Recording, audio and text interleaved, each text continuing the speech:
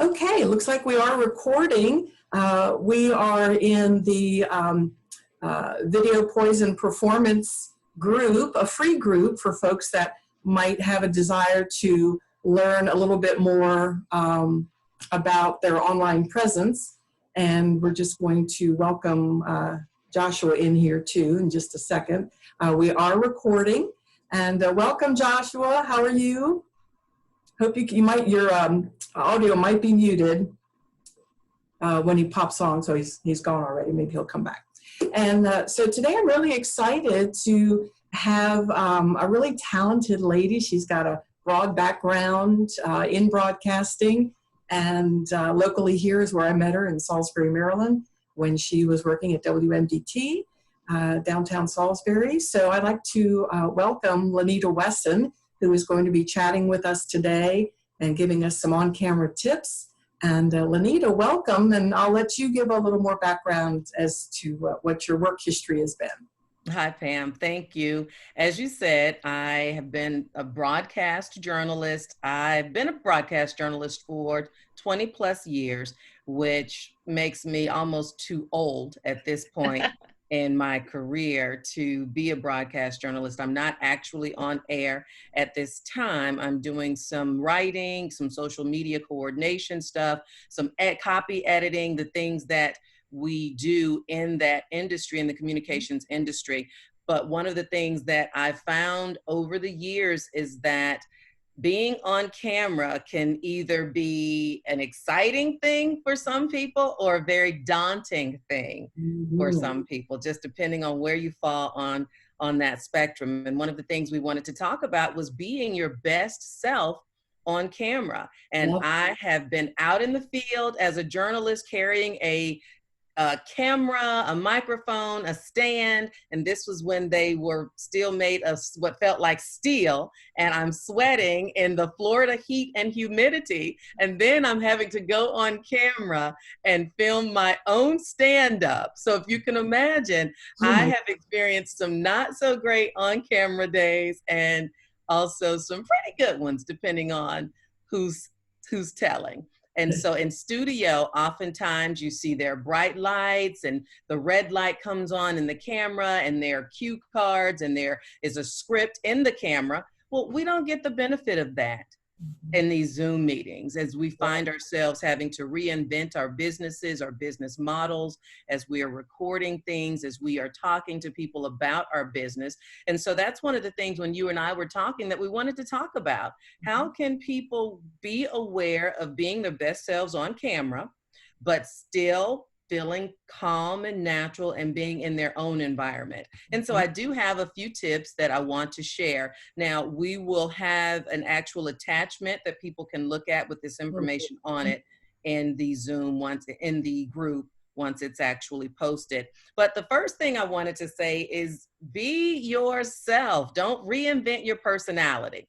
You don't have to become an interviewer, a major television network broadcaster, because you're now sitting in front of the camera all of the time. And the more you step out of your comfort zone, probably the more we can tell. Now, that's not to say not to stretch yourself if you get nervous and tongue-tied, but rely on fundamentally who you are to carry the interview, to carry the session, whether you're talking to a client or whether someone is talking to you as a potential client about your business.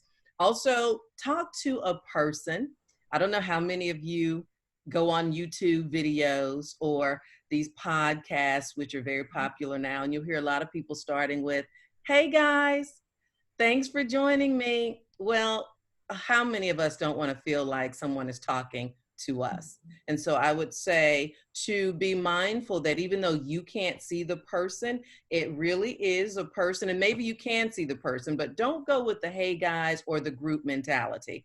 I would just stick with "thank you for joining me. I'm so glad you could be here." And that makes the one person or the 10 people on the Zoom maybe feel like you're talking to them. Now, in studio, a lot of times I'd interview people, and as soon as that red light came on, they would get the deer in headlights look. Now, we've just talked for 10 minutes before the red light came on, and they were doing so well. The flow was good. I've interviewed Lisa countless times. Pam, I'm sure you both are familiar with that red light, and you ladies have done well. But some people, as soon as the red light comes on, they just lose it. And so don't go stiff. Don't get nervous or any more nervous when the red light comes on. What I will say about the red light is just take a breath. And the red light in this case is when your meeting starts, or when your Zoom meeting or an interview, perhaps you're doing something over the phone with someone. When it starts, take a breath and just talk about what it is you're talking about. You don't have to read your prepared statement as it has been written by you or someone else for you, because who wants that? But it is good that you have your prepared statement. So just talk naturally about what it is that you're being asked to talk about, or that you want to talk to that potential client about. Now, this one is important. Prepare something. I just said read what you prepared. So, or don't read it, but be familiar with it. Prepare something. If we're honest, winging it only works for the few, not the many. And so I would say, unless you are just a fly by the seat of your pants kind of guy or girl, don't do that. Just prepare something, at least have some bullet points, if not full paragraph form notes, but be prepared with something. My next point is smile. You'd be surprised how far that goes to making you feel a little more comfortable, making the person you're talking to feel a little more comfortable, especially in this day and age when a lot of us are still figuring out this new way that we are doing interviews, and we are being on camera, and we are talking about our businesses. Dress for success. Now, I say that, and it's the phrase in and of itself is trite, but you've all seen that commercial where the guy is meeting the girl for the blind date, and he says, "You look amazing," and she says, "You look amazingly comfortable," because his t-shirt is just a wrinkled mess. And so we want to be our best selves, the best versions of ourselves when we are in these settings. So I would definitely say nobody has to know whether you're wearing pants or shoes or any of that, but from the neck up, you probably want to try and bring it together nicely. I have about 3 more points. Take your time. Go ahead, Pam. No, I said take your time. No rush. Okay. Posture. Practice your posture. It goes a long way. And you think, oh, I'm at home, I'm in my office, I'm in my favorite chair, I'm, just having a good time in my own world. But keep in mind, this has become our professional space. This has become the place where we are, making the deals, moving and shaking, as they say. Everybody's readjusting. I didn't mean for us to readjust. I was just saying. Show the others that we're listening and paying attention. Yeah. Well, thank you for that. I was just saying that. And we appreciate the reminder. Yes. Okay, there you go.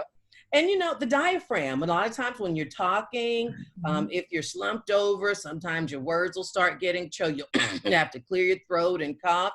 The posture also opens up the airways a little bit more and just allows you to, I think, feel taller, feel maybe bigger, larger, and not to say you want to be the dominant person on any given interaction, but you want to feel good about your stance and your presence. And I think that goes a long way.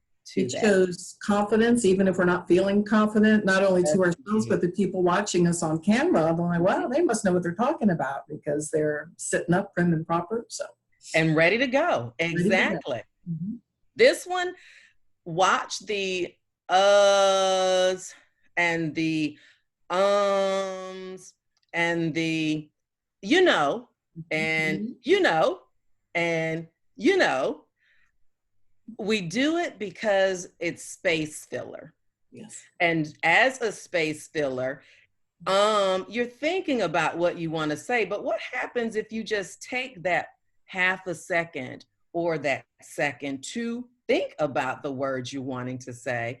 And that silence is okay. I know it feels like a lifetime of silence sometimes, but in some situations, the uhs and the ums can really take away from what it is we're trying to say and what we're trying to project. And it also sometimes may make another person feel like you did not have the words and maybe you weren't sure about what it is you wanted to say or to project or what you're pitching or what you're offering. And if you notice, a lot of times when we veer off, we'll have a prepared speech. And as soon as we veer off, that's when the ums and the uhs come to play. And we all do it. We all do it. I'm just suggesting that we become more mindful of it. And the best way to do that, I think, is to take a breath, use that space, and find the words that you're wanting to say. Now, and in studio, I had great lighting. I've had horrible lighting. I've had the can you find me in the studio lighting. It just depends on what the budget was for the set. But we know that lighting is important. And so be mindful of that. A lot of times we're in, again, our favorite spaces, whether it's our bedroom or our office, and we'll have great lighting in this room, great natural lighting. But sometimes that doesn't project well for these Zoom meetings and these on cameras when people are trying to see you. Now, you don't have to have the spotlight like I have on me.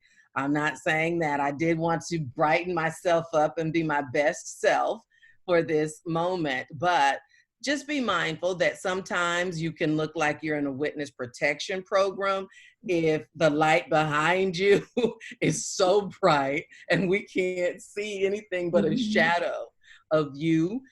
Sometimes you can get lost even with the spotlights that they have versions of. You can be so bright and it's like, why is she so bright? So you got to find the balance, and natural light is great. You just have to make sure that we can see you, and test your video.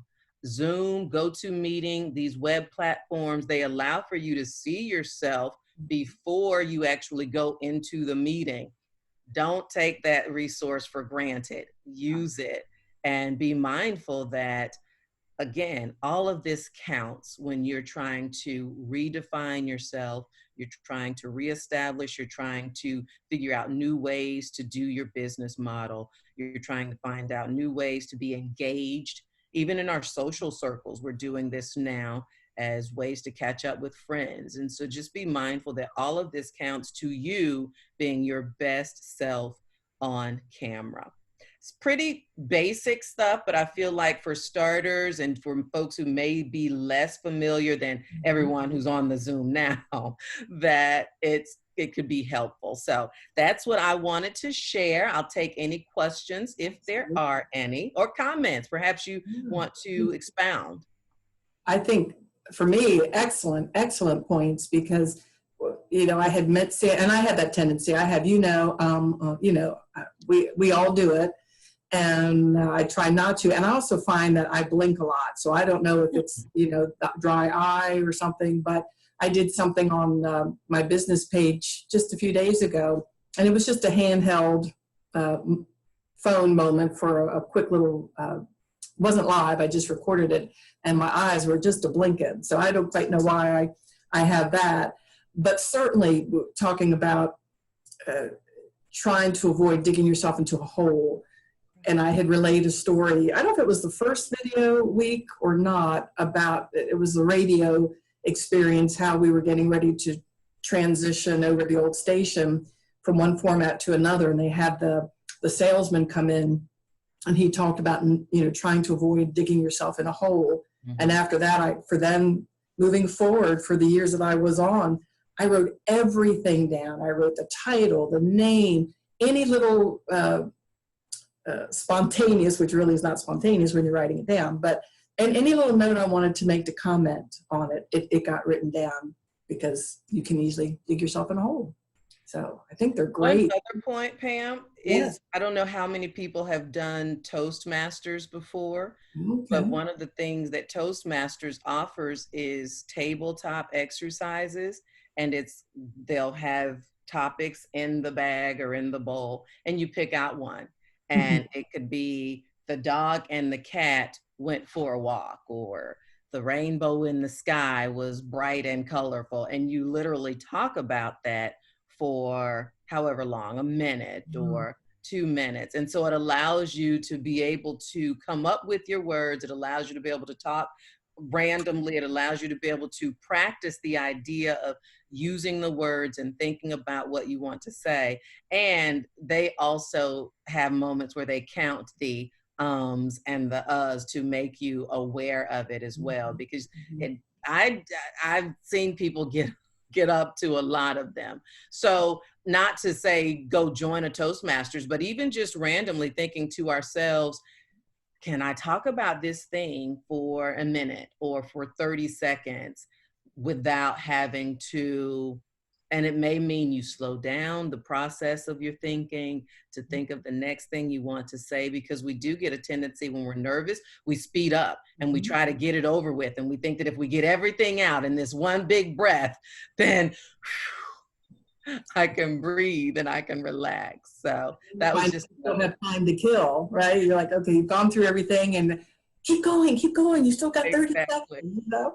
And you think about Exactly. people, I think about some of the uh, presenters on QVC and Home Shopping where they only have X number of minutes to sell a quantity of 30,000 something or other. And so they're trying to cram everything in that they possibly can. And we've had that conversation about learning how to slow down. I mean, for you, Lanita, you were one of my favorite local broadcasters, and my Yeah. mom too, because when you were on at lunchtime and we would hear you, even, you know, my mom was like, oh, she just does such a wonderful job Oh, because nice. you took your time. You were clear and your voice is deep. It's not way up here, you know, which can also happen when you're nervous, that Right. that It voice can. can go up. So Now, can I ask Lisa a question? Just because I know that a lot of what you have done in the past has required meetings, has required people coming together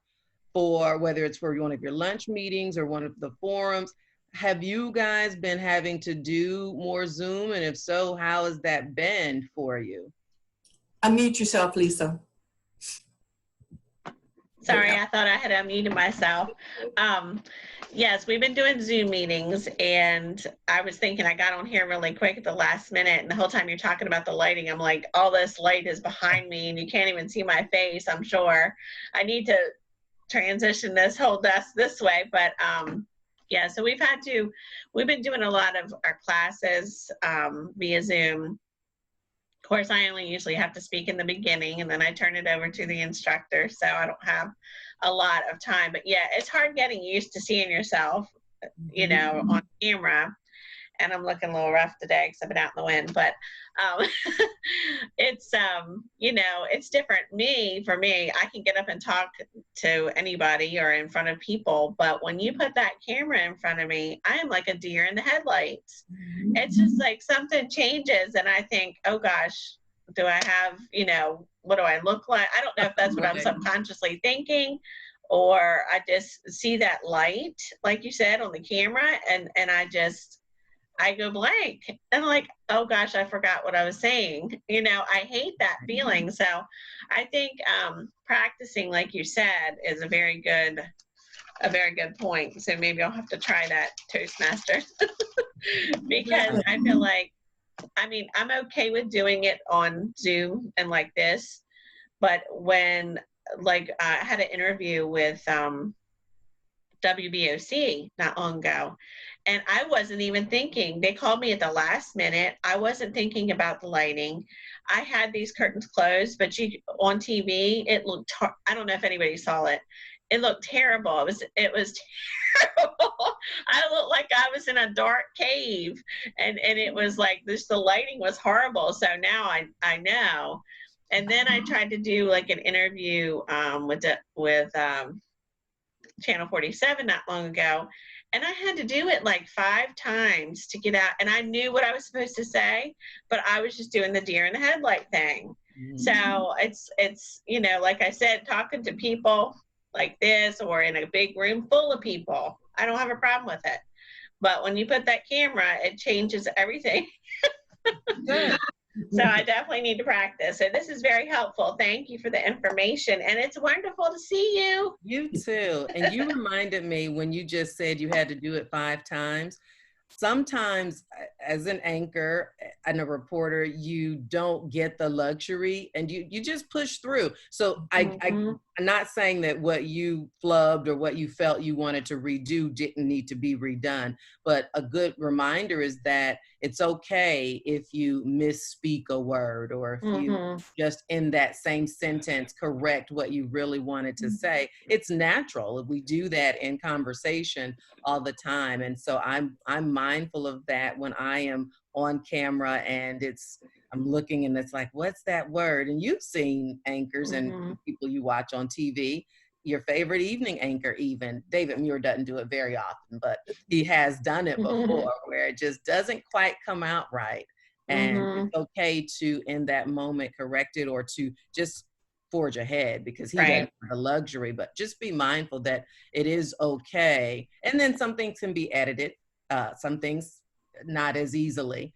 So you probably, again, it's good that you were able to redo it, but just be mindful too. That's a good point that I'm glad you brought up because not everyone will have the luxury of being able to redo. And so it's okay if there's I didn't quite get it just the way I wanted it. It's a natural occurrence and nobody wants to feel like they know where he's been and we're in a whole new environment. Yeah. Well, thankfully with the interview, I'd asked her if I could redo it. I said, oh, can I redo that? And she's like, it's fine. It'll be fine. Well, no wonder because they took out most of what I said anyway and they only showed a little clip. But I still looked like my face was like really dark, like I was in a dark, cave. You know, I should have had the light in front of me like now. But yeah, like you do, and you don't look like you're in a spotlight, all of you look good. So, but I can see with me, I can just see this, there's like a shadow on my face. So I'll know next time. I'm glad that worked out for you. So yeah. Does anybody else have any questions? Kent, do you have any? Well, basically just a comment. And Lanita, thank you so much for all of these points. These are just excellent things to keep in mind. 2 of them in particular, the uhs and ums have plagued me for 35 years on the air when I'm doing a live interview, when I'm doing live narration of something. The words sometimes, the synapses just don't fire and ums and uhs. That's something I always need to keep in mind. And thank you for that reminder. The other one, at the beginning, you were talking about, not hi guys, but you're talking to one person.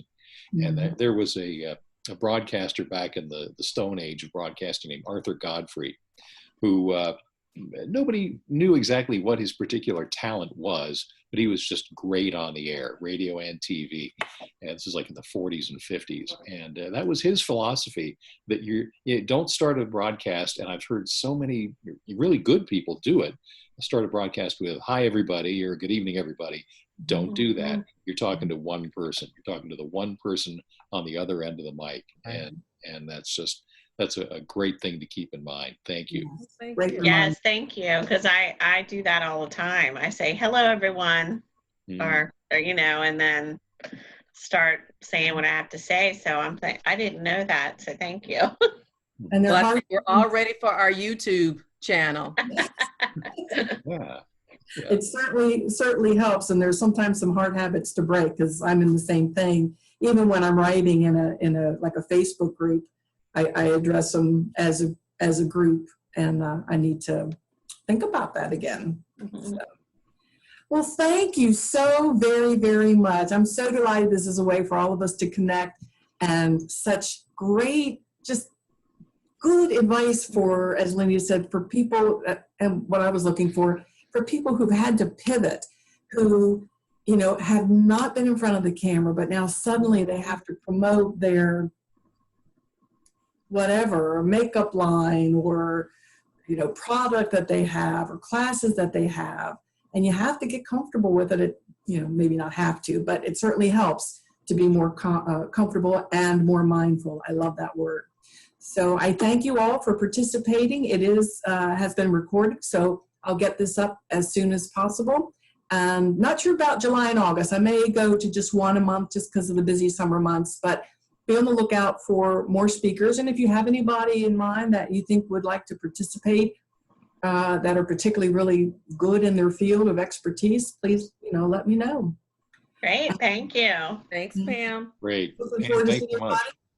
Have a safe holiday weekend, and we'll all Zoom soon. Okay. Yeah. Bye. Thank you.